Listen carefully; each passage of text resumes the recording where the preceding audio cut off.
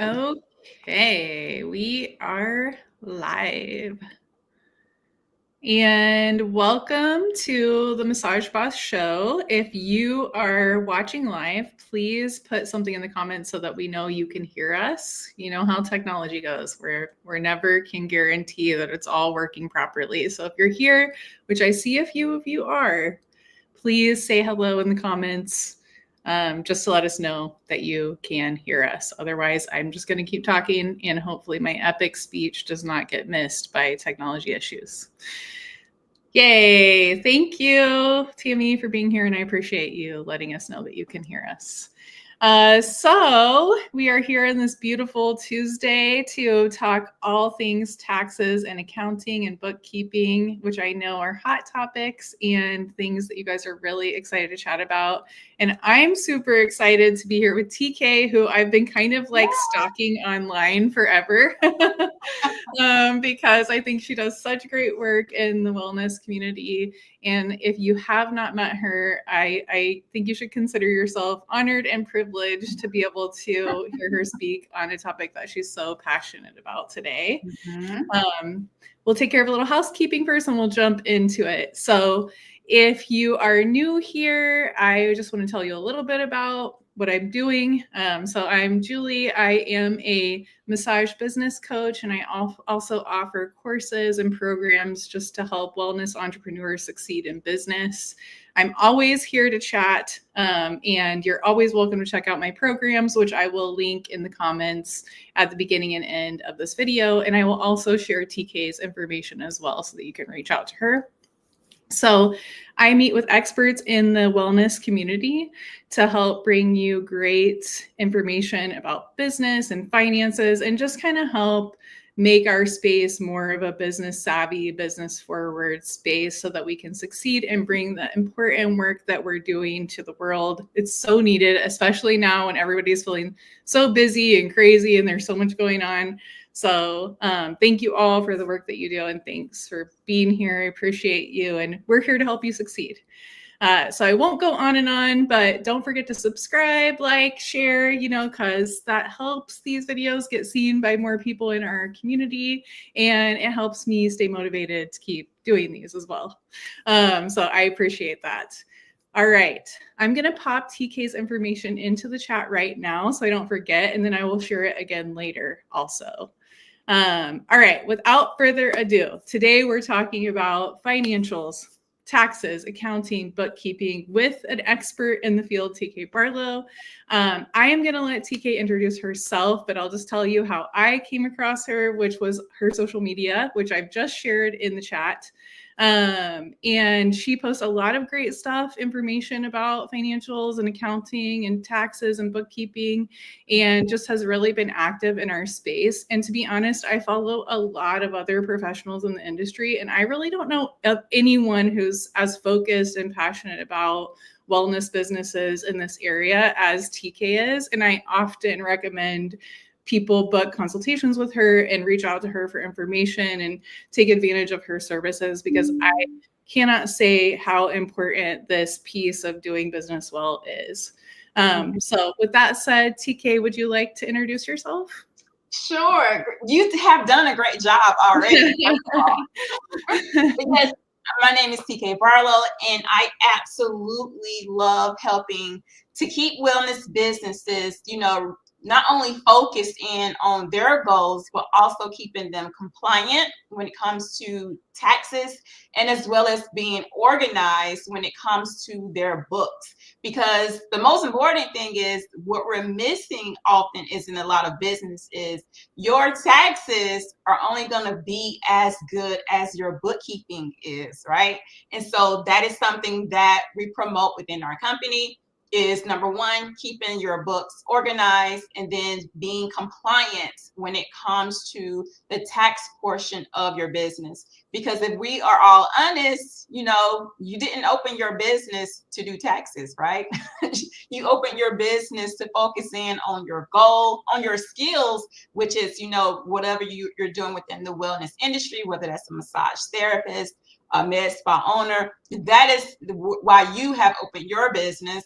And I've opened mine to help you stay compliant in those taxes, because it's a lot of hats you have to wear as an entrepreneur.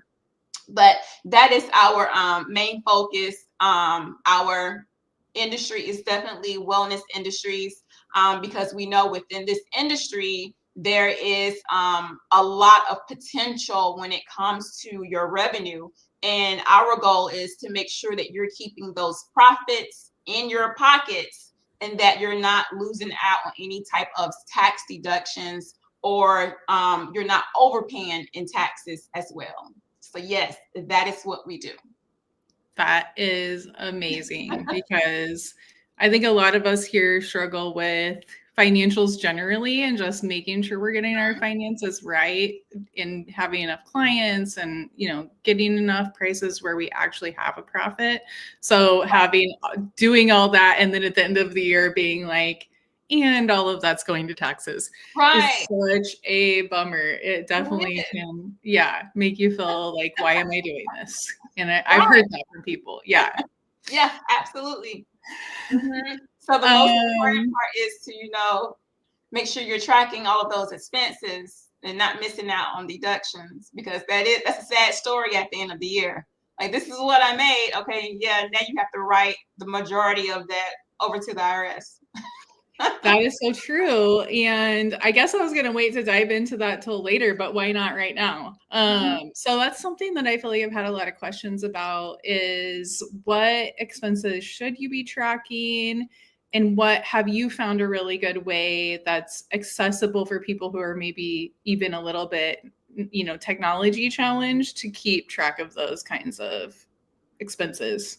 Uh-oh. Oh, did you hear that? Give me the last part of your question. Sorry, having a little bit of internet issues, you guys, so bear with me. Okay, what expenses should people track, and what's the best way for them to track them?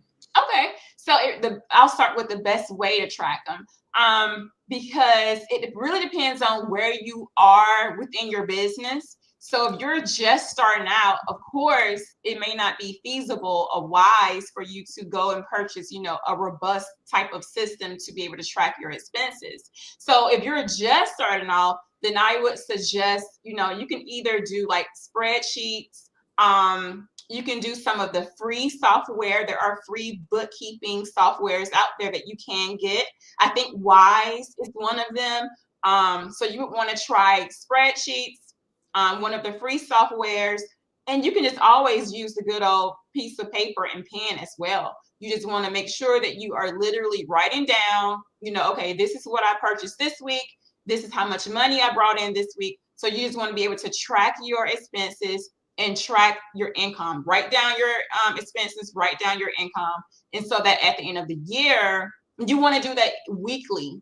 Okay, so that end of the year, you already have everything written down. You're not waiting to December trying to go back and figure out what you did in January, because that is a headache, right? Yeah. So you want to make sure that you're trying to make sure that you are writing everything down at least on the weekly basis or 2 weeks. You don't want to wait to the end of the month to do it, but at least on weekly basis or 2 weeks. And so what are some of the things you should be writing off?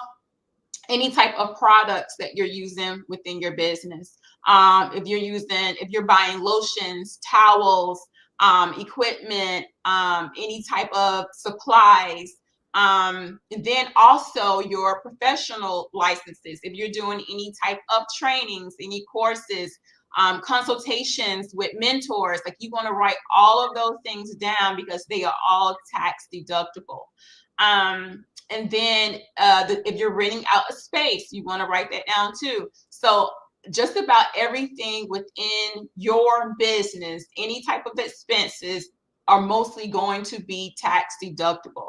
So when it comes to what are the rules and the regulations about what you can write off, you just have to make sure that it pertains to your business.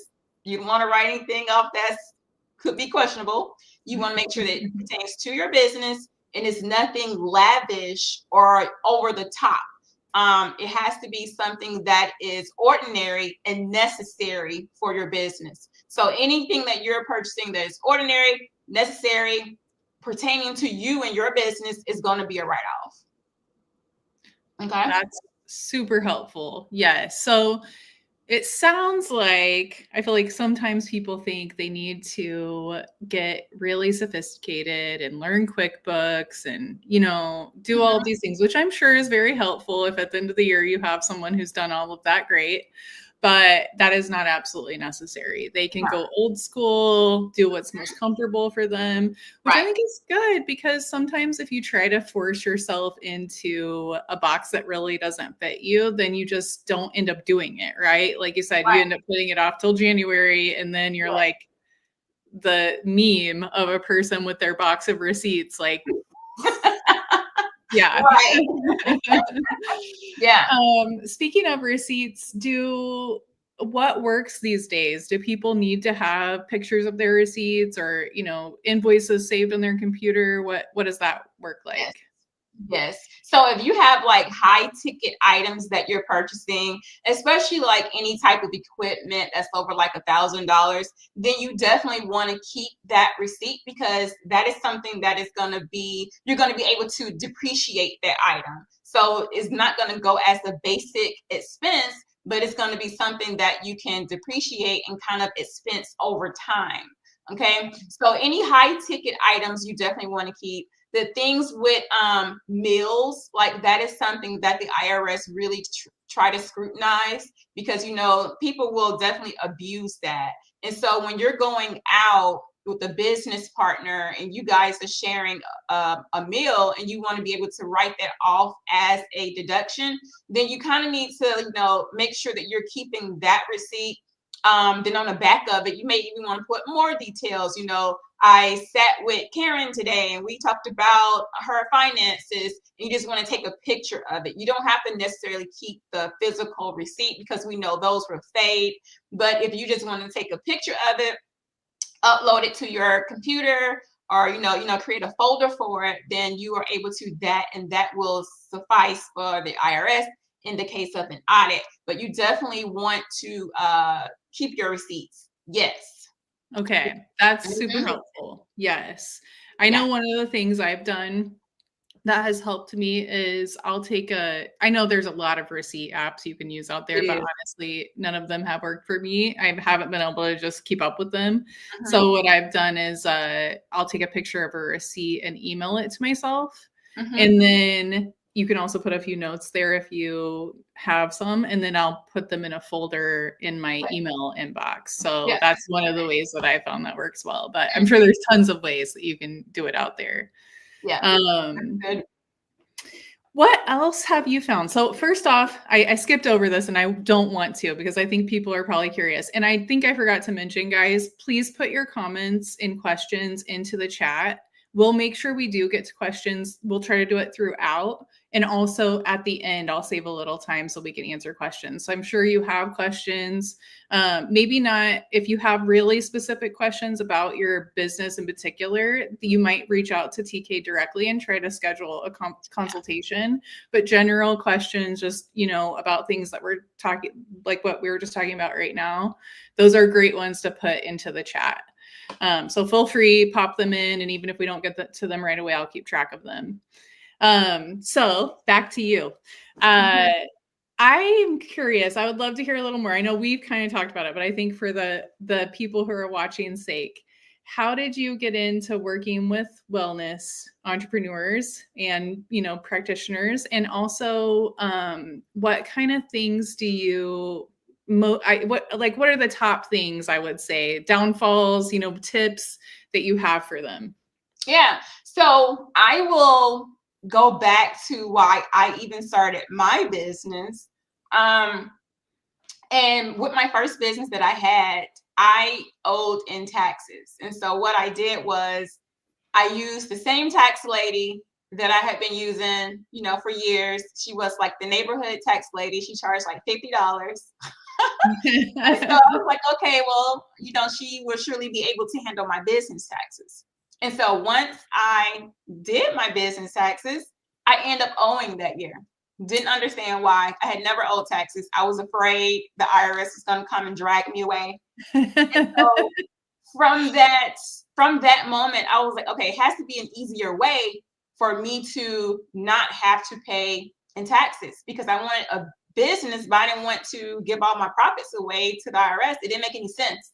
And so that's when I really started digging. I already had a finance background. And so I really wanted to figure out, okay, how am I able to run a business, a successful business, and, you know, give the IRS what is due to them, but I don't want to have to be paying thousands of dollars in taxes. Like, that wasn't the end game for me. So I figured that out. And then I was like, okay, I can do this. And then I started helping other people that had businesses as well. And so that's when I was like, you know what? I think I want to go a little bit deeper and start my own business in accounting. And so that's when I kind of switched over and started focusing in on bookkeeping and accounting. And so I let my first business go.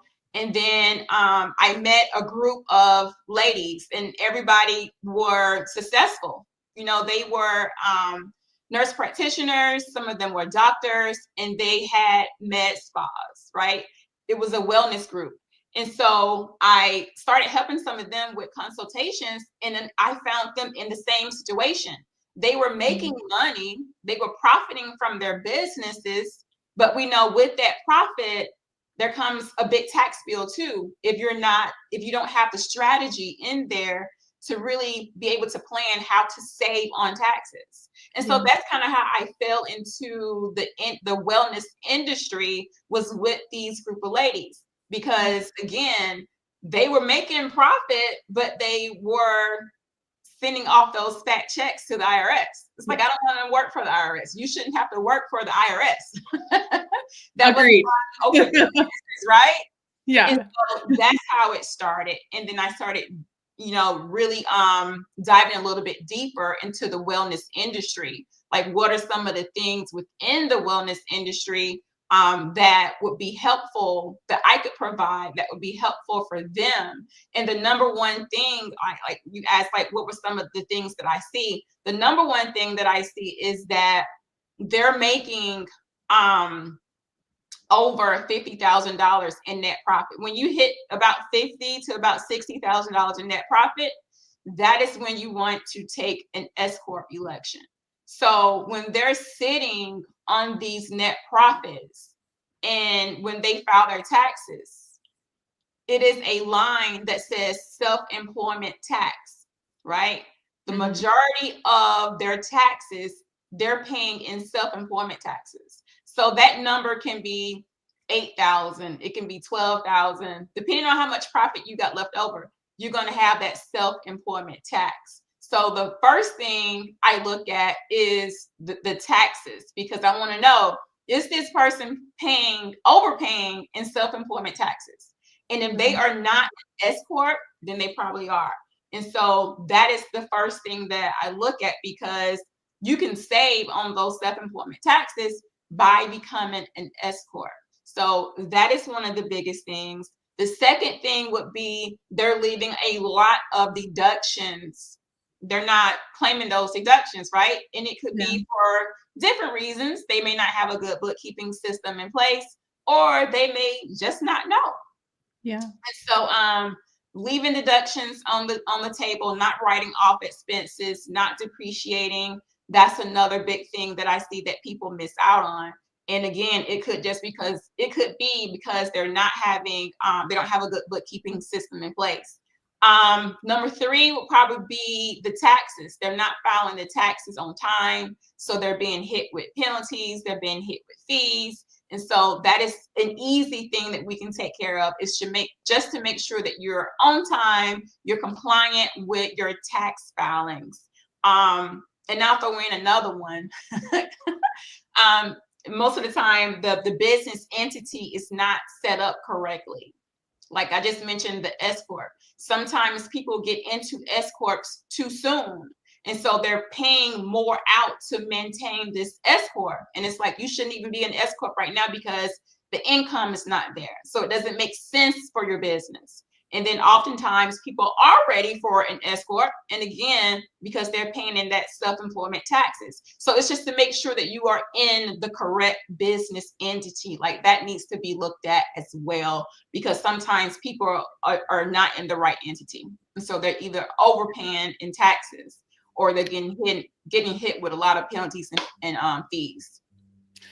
I so appreciate all of that. I feel like already there's so much value in everything that you shared. So thank you first off. Yeah. And I'll just share, I actually was starting to tell you a little bit about this right before we came on here, but I'll share with everyone just to kind of underline what you said. Which is my first accountant mostly worked with small businesses big businesses. And, I was a small business. I had just started my massage business. It was less than a year old when I, was my first year of doing taxes. And I think because of his background, not trying to, down him at all, I think he thought he was giving me the best advice. I don't know. But he had me change to an S corp from an LLC right away. And I realized later down the road that was not the right choice for my very first year in business. I was not at that level of profitability at all. And it really messed me up. And also I had no idea all of the things that came along with being an S corp. Yeah, there's quite a bit. And I just can't underline the fact enough that speaks to the importance of finding a financial person, accountant, tax person that really understands your business. And that's why one of the reasons that I am so happy to have you in my network, because I feel like you might think, like you said, I'm just going to do it myself, or I'm going to have the neighborhood tax lady do it, or just, whatever random person I can find. But you can end up spending a lot more money, and not just for that year, but ongoing, if you get the wrong person and take the wrong advice in this realm. So if you're going to invest anywhere, this is the place to invest, I feel like, in your business. Yeah. It has to make sense for your business. Like you have to do the calculation, because we see on Instagram, on TikTok, people like be an S corp, but there are so many different moving pieces when you are taking that S corp election. Like your expenses are going to go up when you're taking that S corp, because that means another tax filing. Instead of that one tax filing, then you have two. And that an S corp tax filing is anywhere from $800 to about $1,500, depending on what state you're in. Yeah. So we really have to do the math and make sure that it makes sense for your business, and make sure that it's a tax savings strategy, not just for you to just say, okay, yeah, I'm an S corp, but really understand what does it mean to operate as an S corp now. So yeah, first year in business, you don't need to be an S corp yet. Yep, take it from me. It's just speaking the truth. So with that being said, I mean, without having to go drag you down this, rabbit hole too far, when you work with typical, let's just say solopreneurs or people, really tiny businesses, do you have a recommendation?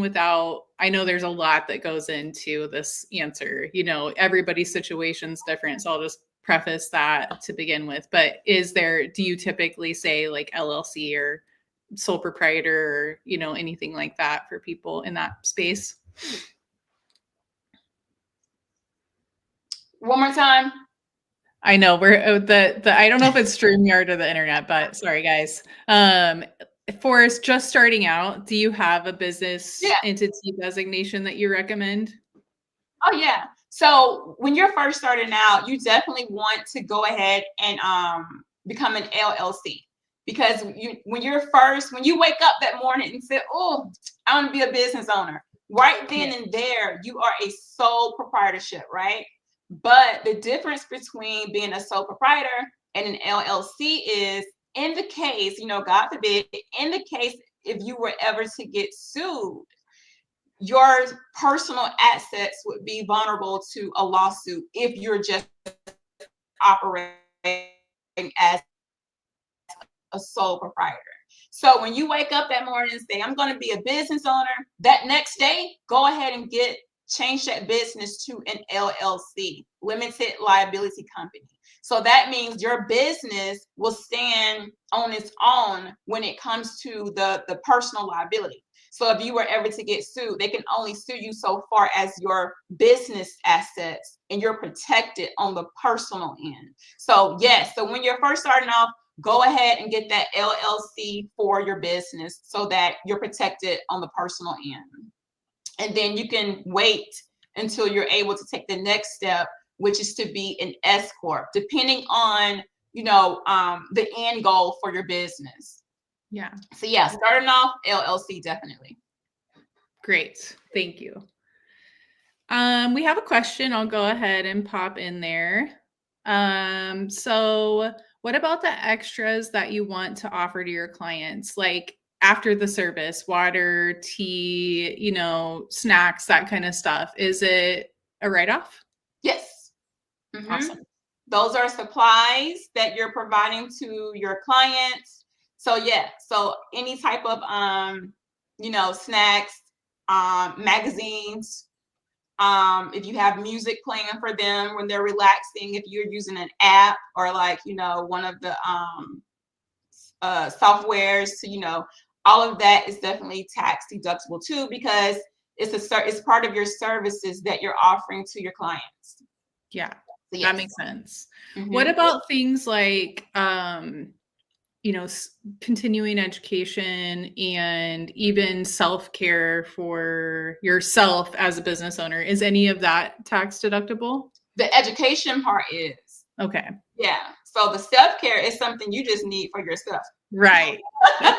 So that's not necessarily tax deductible, but any type of education programs, certifications, conferences, meetings, those are all going to be tax deductible. And then if you are driving to a conference or to go visit a client, those miles need to be tracked as well, because they are tax deductible too, and they really, really add up at the end of the year. So you want to make sure that you're tracking any type of mileage as well. If you're flying and you have to buy a ticket to go to a conference, then you want to make sure that you're documenting that ticket as well. Any type of parking that you may have to do, car rentals while you're on this business trip, those expenses are going to be deductible too. So you'll make sure you're keeping those receipts. That's super helpful. What about things like, I know I've had some people that I've worked with, they do the car wrapper type things or magnets on their car. Are those types of things, I don't know, I guess I just want to get your thoughts on those, whether or not are they taxed? Does that make your car tax deductible? How does that work for someone if they're using their car as advertising? Yeah, so the basic advertising is going to be like the cost to do that, or the cost to like purchase the sign or the magnet. Yes, that is tax deductible. Now, it's two different ways when it comes to a vehicle that you're able to write it off. If your company has purchased the car, like if the vehicle is owned by the company, then yes, you're able to write off like the payments, the insurance,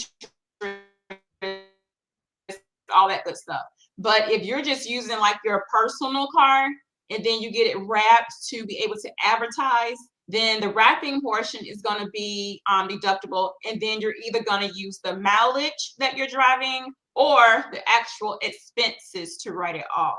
Like, okay. When I say actual expenses, I mean like maintenance, gas, tires, oil changes. You would do whatever is higher. Are those expenses higher, or are the miles you're driving higher? You have to decide which is going to give you the biggest bang and go that route. You can't do both. You can't do all of them, but you have to choose between the expenses that you have poured into the car all year, or are you going to take the miles?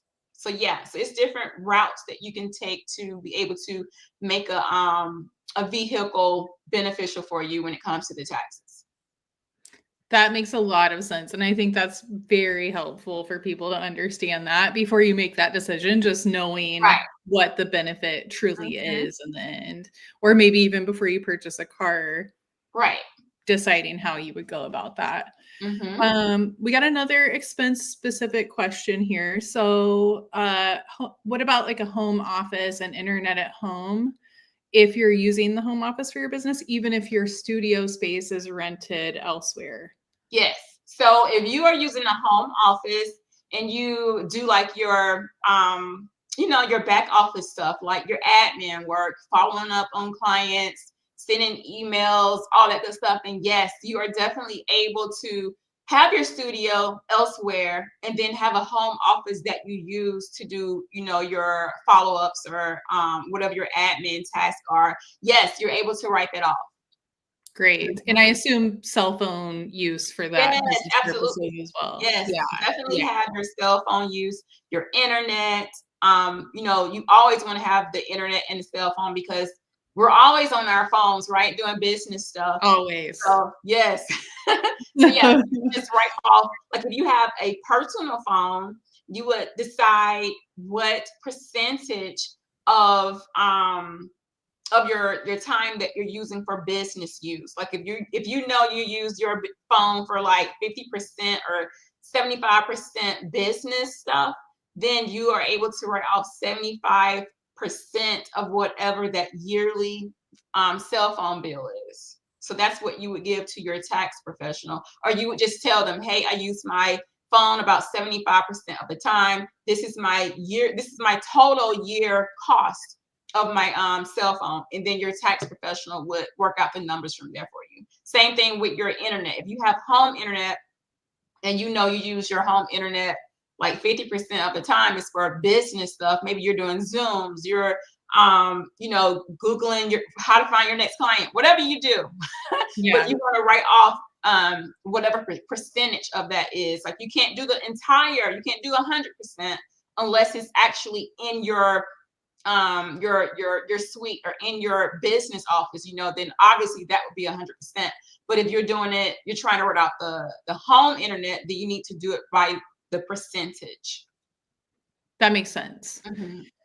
That brings me kind of to tax and financial planning. So I know a lot of people wait until tax time to think about their taxes, which I'm sure is part of why, for 4 months out of the year, or 5 months, however long it is for you, you're like, yeah, Right, I can't talk to anyone during this time because I'm, going crazy working with people. right.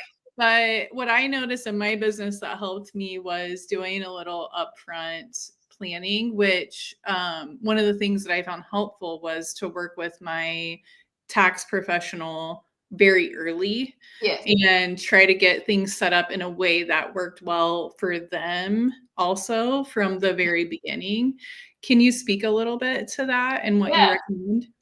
Yes, absolutely. Like tax planning is one of the things that is going to make you proactive instead of reactive, because when you're waiting to December, no, when I have clients, don't tell anybody.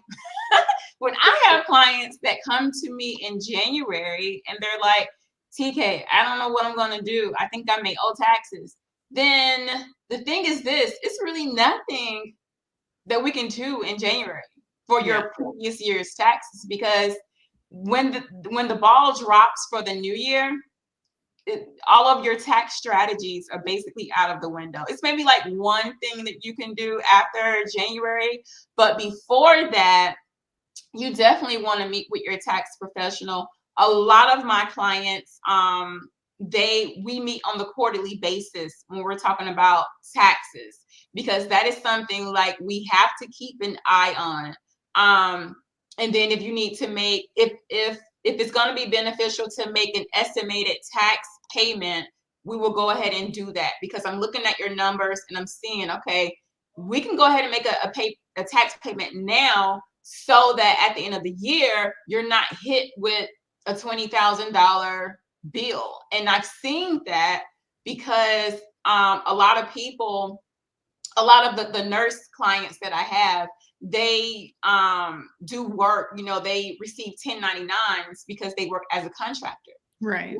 Not to go too far down the rabbit hole, but when they're operating as a 1099, no taxes are taken out of that, right? Right. So at the end of the year, when we do the taxes and they have all these 1099s, it's going to be a tax bill because you haven't paid any taxes all year round. Yeah. But if you're looking at that on the quarterly basis and going ahead and making those estimated payments, if you need to, that's going to be less of a headache and less of a heartbreak at the end of the year, as opposed to if you were to do it on the quarterly basis. So yeah, tax planning is definitely one of the things that I think all entrepreneurs should look into on the quarterly basis, to sit with someone and say, hey, what do I look like? How are things going to hit me at the end of the year? And so it just makes it easier. You have more visibility, you have more clarity and insight on your numbers and your tax liability, and you're able to implement strategies throughout the year to try to cut down on any tax liability. So yeah, tax planning is definitely the way to go for everybody, no matter like what, if you have a lot of net profit, if you have no profit, but you want to like sit with someone and say, hey, just look at my numbers for me. So yeah. That is amazing, because I feel like, especially when you're kind of a DIY entrepreneur, you're just leaping in there, you know, with your dream, and you're just kind of like diving into it. You don't really know all the things that you need yet. Right. I don't even know if you always think about that being a possibility or what that even looks like. And it makes me want to even know a little bit more about how you typically work with clients, and what the options are, I guess, for if you are someone who, now I'm hearing this information, I'm realizing I want to get a little bit more organized. I want to have a little bit more confidence in what's going to happen with my taxes and get on top of things. What would you what kind of relationship would you have with that type of person, or propose the first steps that they take? Yeah. So the first thing is, for us, it's just to get on a consultation with us. Yeah. Like, we do offer free consultations, and from there we're able to guide you and say, okay, this is probably going to be the best recommendation for you.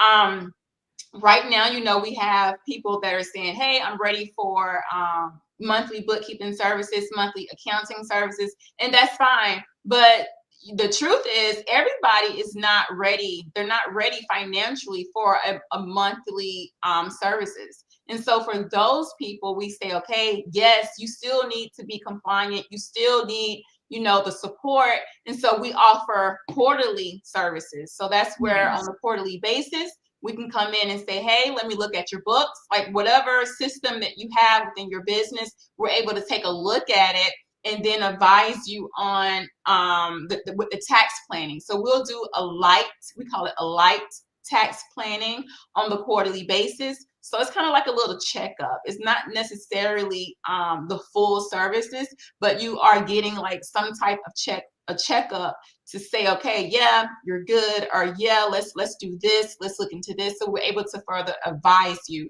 So we do offer monthly services, we offer quarterly services, and then we just simply offer the one-on-one consultations. Like, if you need someone to just say, okay, hey, I just need for you to look at this one subject for me right here and be able to advise me. Maybe, you know, they've had back taxes and they're trying to figure out how can they avoid paying so much in taxes. And so we'll take a look and then be able to advise you and say, hey, if you need anything else, you know, just give us a call. And so within our company, we offer different services depending on where you are within your business. If you're just starting off and you just, you know, need something that's going to be feasible and ideal for you in your business, we're able to offer that. And then if you've been in your business for years and you're like, hey, I really need someone to stay on top of my stuff to keep me compliant, give me the monthly services. And so we're able to offer that too. But I guess, you know, it just really depends on where you are within your business, but it's important to stay compliant and stay organized And so we do offer, those free consultations just to get you on the right path. That's great. And I'm sure that's a relief to hear for some people, because I think it is sometimes you just don't know. And I think Right. there can be a little bit of fear about reaching out. Um, so along those lines, something I hear sometimes, this is getting a little into the cave that people don't like to talk about, is what if you've been in business for a little bit, but you're a mess. You have not been doing your financials well. Maybe your taxes are all over the place. Like you said, you owe back taxes, your books are a mess. That can sometimes be a preventative issue for people not wanting to reach out to a financial professional because they're embarrassed and they're afraid that you're going to be like, you should just close down. The IRS is about to arrest you. You're going to jail. Yeah. Yeah. Yeah, we see that all the time. Like, Yeah. it's not surprising for us. It's not going to be a shocker. Like, that is what we expect. Like, we want to say, hey, TK, I'm a mess. Help me. Yeah. And so that's what we're here to do. Like, we want to give you that clarity, the confidence, get your confidence back, knowing what your numbers are.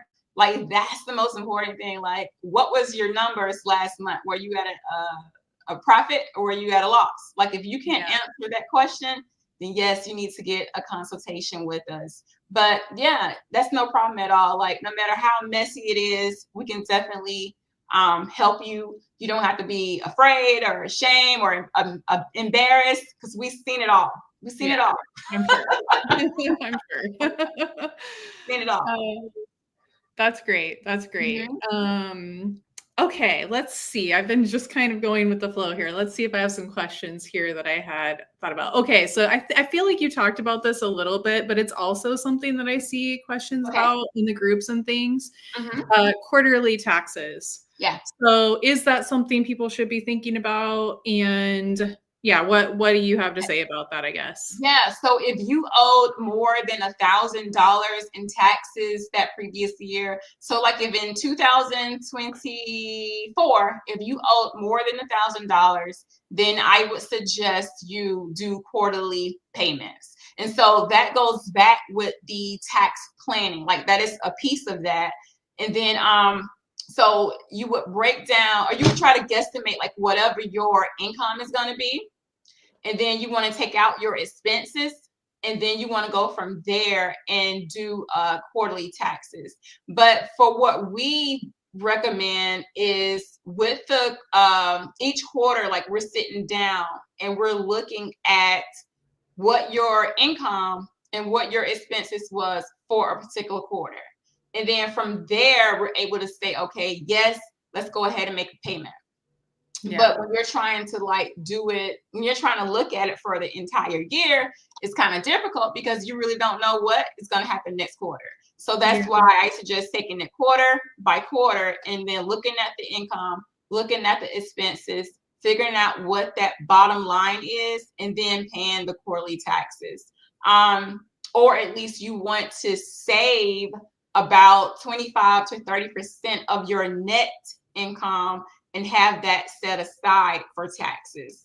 But after you owe, like if you owe the previous year, then they're probably, the IRS is going to be expecting you to pay quarterly taxes. Now, if you did not owe the previous year and you just want to set aside money just in case you owe the next following year, then you want to set aside about 25 to 30% of your net profit. You can just put that in a bank account and hopefully you won't have to use it. But in the case you do, you will have that money already set aside with no headaches. So that is like the perfect client for me.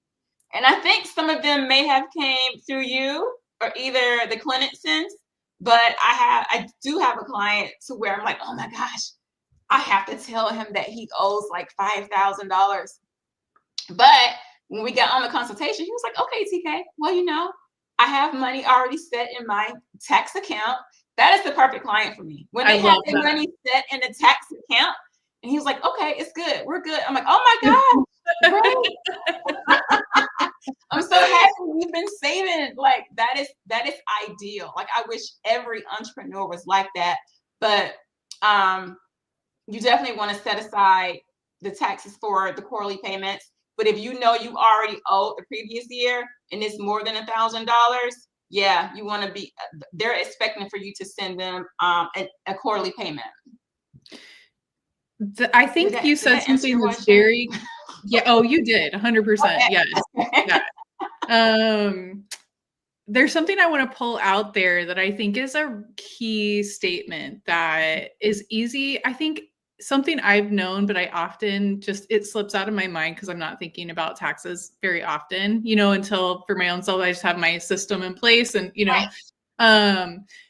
the net profit piece of it. So I feel like what people think about for taxes is on every single penny they bring in, and you said on net profit. Can you just explain that a little bit more so people really understand that piece? Yeah. So when we're talking about net profits, we're talking about your entire revenue that you have brought in minus your expenses. Because remember, those expenses are going to be tax write-offs, right? We're going to write off those expenses. And so the income minus your expenses, what's left over, that is your net profit. So the gross profit is everything you brought in. The net profit is going to be minus your expenses. We're writing off expenses. So you're only going to pay taxes on that net profit. So each quarter or at the end of the year, what's going to be important is whatever your net profit is. So if your net profit is $50,000, then you have to know and be prepared. You're going to pay off those you're going to pay taxes off that net profit. And one thing is going to be big, like we talked about before, it's going to be that self-employment tax. You're going to be taxed 15.3% off that $50,000 of that self-employment tax is right off the bat. We're not even talking about federal and state yet. That's self-employment tax off the bat. So if you have that big of amount of net profit and you're operating as an LLC, we need to see about changing you to an S corp because it's time, right? That's when it's time.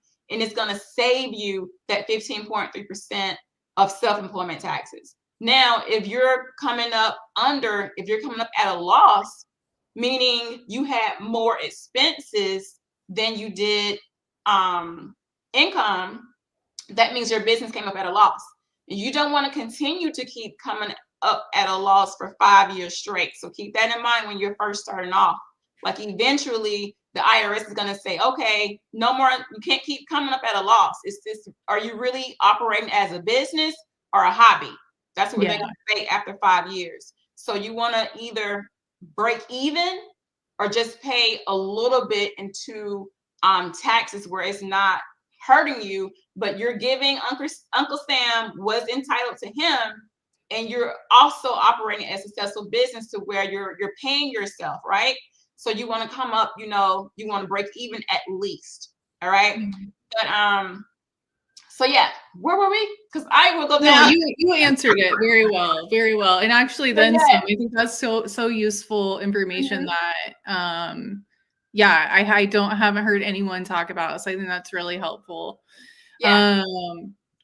We're getting close to the end of time. So I'm just going to put that out there for anyone who's watching that has questions that you haven't asked yet. If you have some, I'm going off questions I think you want to know. But if there's something specific, please pop them in the chat. And I will once again put TK's information into the chat towards the end here as well. So you can reach out to her directly if you have something specific or you've decided it's time and I'm going to get on the ball this year. You still have time. We're like halfway through the year. So it's a good timing to get these things ready and going. Yeah. One of the other things that I get questions about a lot, and I feel like honestly, even in all the years of owning my massage business, I never quite understood how it worked, is things like, okay, there's two separate things I'm going to ask about. Okay. One is making donations, and often for massage therapists in particular, that's going to be in the form of gift certificates. The other thing is for things like,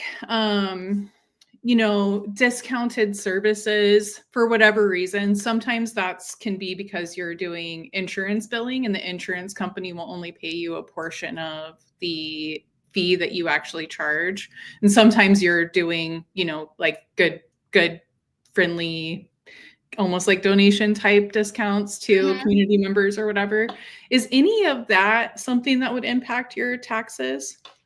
Yeah, so if you are doing any type of donations, or if you are offering discounted services, like for marketing purposes, like if you're saying, okay, this week I have my regular massages are $25 off, right? So that is a marketing tactic that you're doing when you're offering discounted services. So that discounted amount, like the $25, that discounted amount can go towards your marketing category when it comes to your taxes. So for the entire year, when you have given these discounts, add all those up, and then you can slide them under the marketing category, because again, it was a way for you to like bring in your clients, and it was a marketing strategy. So any type of discounted services can definitely go under marketing. If you're making donations with the gift certificate, same thing. Like you would add that under your, it can either go under marketing or it can go under donations. Like if you're like donating it to, I guess it would depends on who you're donating it to. Like if you're donating it to like a church or a nonprofit organization, then yeah, you can actually write that off as well. But any type of discounts can go under your marketing portion. That makes sense. Does that answer your question? Yes, that's very helpful. I feel like that's the most straightforward answer I've ever been able to get on that topic. So that's really, really helpful. Thank you. Let's see. Okay, last question. And then we'll kind of start wrapping up. What red flags should we avoid that could trigger an audit? Oh, I love red flags. So, number one, you definitely don't want to commingle. Like that's a big thing. When you start commingling, when I say commingling, I mean like your personal is with your business stuff is with your personal, and it's all jumbled up together. That makes your risk higher, because number one, you're probably going to leave out deductions. And then number two, you may write off something that was really personal instead of business related. And so commingling will find you going down the path of red flags. Other red flags are, let's see, over-reporting income or under-reporting income when you're just trying to guess. Don't try to guess. Don't do that. Any type of categories that you are rounding off, that you're saying, oh, I paid $500 in marketing, I paid $300 in supplies, I paid $200 in, when the IRS see all of those zeros, like stuff that's ending in zero, that's going to be a red flag. Because how often are you purchasing something and everything is ending with zeros? There's no change. It's no 528, 522. Right. So you definitely want to make sure that you're getting the accurate expenses together, so that your tax preparer is not putting a whole bunch of whole numbers as your deductions, because that is definitely a red flag. Let me see what other red flags are there. Just overstating things. If your income was like, let's say $5,000 for the year, but then you have like $50,000 worth of expenses. What? That's way too much. So you want to make sure that you're tax prepared, because you don't have to write off every expense, right? And your deductions are only going to bring you to a certain amount, because deductions will bring you to zero. Right. A credit is going to put money back in your pocket. So when you have a tax credit, that puts money into your pocket. But a tax deduction is only going to bring your tax liability or your tax bill down to zero. So it's not going to promote any further refund for you after it gets to zero. So you don't want to have like all these expenses on your tax filing if you have brought in like, a low amount of revenue. It's no need to put $50,000 worth of expenses when you've only made a couple thousand in income. So that makes it look a little weird and can definitely trigger a red flag. So you want to be mindful of those things, that you don't have to write off all of your expenses. Like you just want to write off enough, or you can do a carryover for the next year, right? Okay. So making sure that it balances, that's another red flag. That's about all I can think of right now, but I love Those are some good ones. Yeah. Those are some good ones. I feel like that's very helpful. And I think it makes it very clear what you should be thinking about. So I do see a lot of commingling. So I think now, if you're hearing that and you're feeling like, I do that, maybe now's the time to separate, into two different accounts, a business and a personal, and start really breaking those things separate from each other. But yeah, those are really good and definitely common issues. Yeah. Well, thank you so much for being here. I got a ton of value out of this conversation myself, as I'm sure everyone who's watching did and everyone who will watch. I did just pop TK's information into the chat. So email is hello@tkbarlow.com. And then Facebook is the TK Barlow. So I definitely recommend, if nothing else, if you're not going to reach out to her directly, follow her on Facebook, because she posts a lot of good information and it's a great way to get in contact with her as well. And I just really appreciate your practical, genuine approach. I feel like you're so easy to talk to. Oh, thank you. That makes it so much easier to feel like you could, work with you to do your finances, which is such a scary area for a lot of us. So I so appreciate that and all of the valuable information you've given us today. It's been a pleasure. All righty, everyone. Thank you for being here. If you think of questions afterwards, you're welcome to reach out to either one of us. I also popped my website into the chat. Don't forget to subscribe, follow. I do these every single month. So, make sure you're keeping an eye out. And again, reach out to either of us if you have questions, and reach out to TK if you're looking to get on top of your finances before January comes and you want to book a free consultation. Again, I put her info into the chat, and I will also put it into the description of the YouTube video right after this. Have a great day, everyone. And thank you. And thank you again, TK, for being here. I really appreciate it.